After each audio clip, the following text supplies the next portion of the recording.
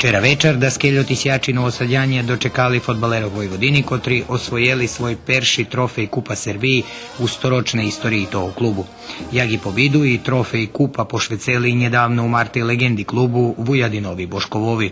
Na adresu fotbalskog klubu Vojvodina stihli vinčovanki z ozrežnih bokoh, a nješka fotbalerov i fahovi štab prijali horodonačalnik Novog Sadu Miloš Vučević.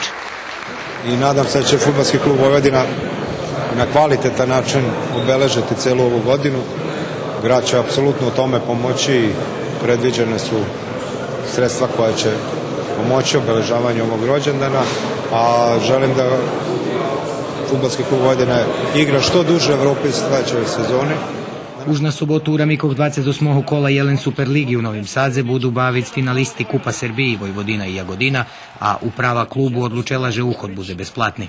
A na njedzelju zašedanje Vibrankovej skupštini, na kotrej bi mal bud vybraný novi predsjedatelj upravnog odboru fotbalskog klubu Vojvodina za štidujuci 4 roky.